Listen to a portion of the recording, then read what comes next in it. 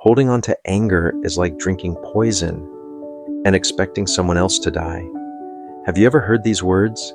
It's one of the most famous teachings attributed to the Buddha, and today you'll discover the deeper wisdom behind it and how this ancient lesson can transform your modern life.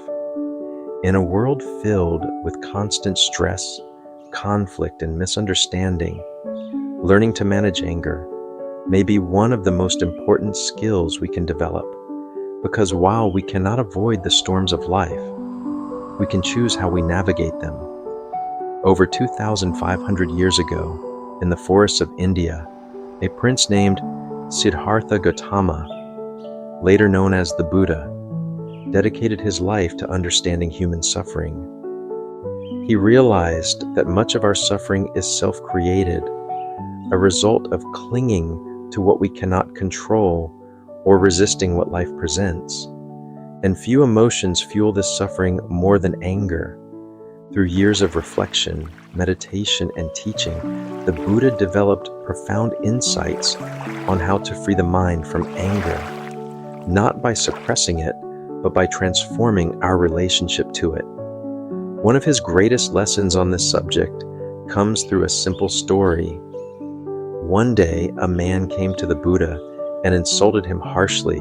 He shouted, he cursed, he tried every possible way to provoke the Buddha into reacting, but the Buddha remained calm. He simply sat in silence, unmoved by the man's words. Later, a disciple asked, "Master, why didn't you respond with anger?" The Buddha smiled and said, "If someone offers you a gift and you choose not to accept it, to whom does the gift belong?" "To the giver," the disciple replied. "Exactly," said the Buddha. "I choose not to accept this gift of anger." The meaning of this story is both simple and profound. When someone tries to give you their anger through insults, blame, or hostility, you do not have to accept it. You can let it pass. You can leave it with them. You can choose your own peace. The Buddha taught that by accepting the anger of others, we allow it to poison our own minds. But by practicing mindfulness and detachment, we can maintain our inner freedom. Anger is like fire. When we grasp it, we are the ones who get burned. In the modern world, opportunities to become angry are everywhere. On social media, in traffic, in the workplace, even at home. We live in a culture that often rewards outrage, where being offended is worn like a badge of honor. But at what cost? Chronic anger damages not only our relationships, but our health. Studies show that frequent anger can contribute to high blood pressure, heart disease, weakened immune function, and even shortened lifespan. And on a deeper level, it steals our peace of mind. Take a moment to reflect. How often do I allow anger to control my reactions? How often do I replay insults or perceived injustices in my mind, feeding the flames? How would my life change if I could release that burden?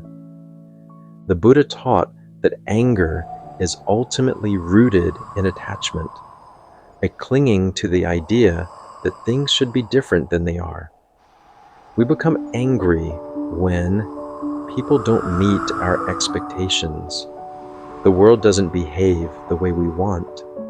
We feel powerless in the face of injustice. But here is the key insight. We cannot always control the actions of others, but we can always choose how we respond.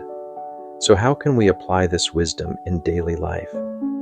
Here are 4 practical techniques drawn from the Buddha's teachings and modern mindfulness. 1. Recognize the arising of anger. Mindfulness is the first step. When anger begins to arise, notice it. Name it silently in your mind. Anger is here. By doing this, you create space between yourself and the emotion. I am feeling anger is very different from I am angry. You are not your anger.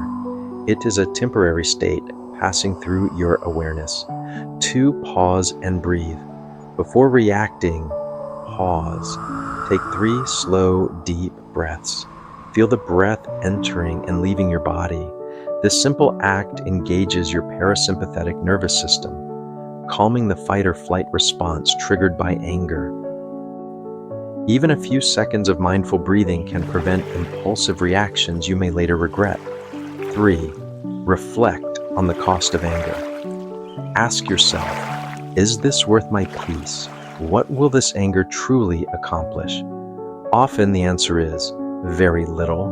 We imagine that anger will give us power, but more often it enslaves us. Reflecting on this truth weakens anger's hold over time. 4. Practice. Forgiveness. Forgiveness is not about condoning harmful behavior. It is about freeing yourself from the chains of resentment. Holding on to anger is like carrying a burning coal. It only hurts the one who holds it. Forgiveness allows you to lay that burden down for your own sake, not necessarily for the other person's. Example 1. Social media argument. A stranger insults you online. Your instinct is to reply harshly, to defend yourself. Pause, breathe, reflect. Ask, do I want to give this person control over my mind today? Choosing silence may be the wisest response. Example 2. Workplace conflict. A colleague takes credit for your idea. Anger flares. Revenge fantasies begin to swirl. Pause, breathe, reflect. Ask, what is within my control? How can I respond with integrity? You may choose to address the situation calmly, or to let it go and focus on what matters most. Example 3. Family disagreement. A loved one says something hurtful. You feel misunderstood and attacked. Pause, breathe, reflect. Remember, their words do not define me. I can choose compassion over retaliation. This choice transforms relationships over time. To deepen this practice, consider adopting a daily reflection journal, a tradition shared by both Buddhist and Stoic wisdom. Each evening, reflect and write, when did anger arise in me today? How did I respond? What could I have done differently? What have I learned about myself through this experience? Over time, this simple practice builds greater self-awareness and emotional mastery. Ultimately, the practice of working with anger leads us to the path of forgiveness. Forgiveness is not weakness. It is the ultimate strength. It is choosing freedom over bitterness. It is choosing peace over pain. When we forgive, even silently in our own hearts, we reclaim our power. I choose not to carry this anger. I choose peace. Another powerful practice shared across wisdom traditions is the view from above. When you feel trapped in anger, imagine rising above the situation, seeing it from the perspective of deep time and vast space. From this expanded view, many of our petty frustrations dissolve. What seems so important becomes insignificant, and what remains is compassion for others and for ourselves. Life will always bring moments that tempt us toward anger, but each of these moments is an opportunity, an invitation to choose a higher path. You do not have to accept every gift of anger that is offered to you. You can let it pass. You can remain free. This is the Buddha's greatest lesson on anger, and it is a gift you can give yourself again and again.